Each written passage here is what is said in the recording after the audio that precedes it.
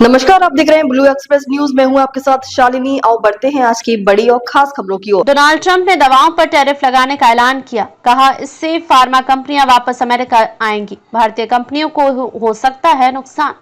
अमेरिकी राष्ट्रपति Donald Trump ने ऐलान किया है कि हम जल्द ही दवाइयों पर भारी टैरिफ लगाने जा रहे हैं। ट्रंप ने कहा कि उनका मकसद विदेश में दवा बना रही कंपनियों को अमेरिका में वापस लाना और घरेलू दवा इंडस्ट्री को बढ़ावा देना है। ट्रंप ने कहा कि दूसरे देश दवाओं की कीमतों को कम रखने के लिए बहुत ज्यादा दवा बनाते हैं।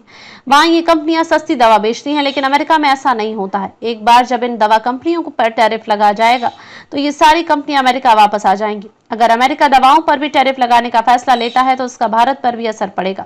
भारतीय फार्मास्यूटिकल कंपनियां हर साल अमेरिका को 40% जेनेरिक दवाएं भेजती हैं। ट्रंप ने कहा कि दवाएं दूसरे देशों में बनती हैं और इसके लिए आपको ज्यादा कीमत चुकानी पड़ती है। लंदन में जो दवा $88 में बिकती है, वही दवा अमेरिका में $1300 में बिक रही है। अब यह सब खत्म हो जाएगा। अमेरिकी राष्ट्रपति बोले कि टैरिफ लगाने से फार्मा कंपनियां वापस आएंगी, क्योंकि अमेरिका बहुत बड़ा बाजार है। अगर ऐसा नहीं हुआ तो विदेशी दवा कंपनियों को भारी टैक्स चुकाना पड़ेगा। ट्रंप दवाओं पर कब से और कितना टैरिफ लगाएंगे, इसकी तारीख उन्होंने नहीं बताई है। अमेरिकी दुनिया में सबसे ज्यादा दवाएं खरीदने वाला देश है।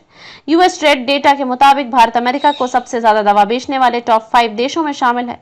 सिटी का अनुमान है कि अगर टैरिफ का 50% बोझ मरीजों तक पहुंचाया गया तो फार्मा कंपनियों की कमाई EBITDA पर 1% से 7% तक का असर हो सकता है। ट्रंप के इस ऐलान के बाद मार्केट एक्सपर्ट्स ने चेतावनी दी है कि इससे दवाओं की कीमतें बढ़ सकती हैं और सप्लाई चेन पर असर पड़ सकता है। फार्मा कंपनी एली लिली के CEO डेविड रिक्स ने BBC से कहा है कि टैरिफ से R&D अनुसंधान और विकास पर असर पड़ेगा, जिससे नई दवाओं का विकास रुक सकता है। न्यूयॉर्क टाइम्स के मुताबिक अमेरिका में ज्यादातर सस्ती जेनेरिक दवाएं भारत और चीन से आती हैं।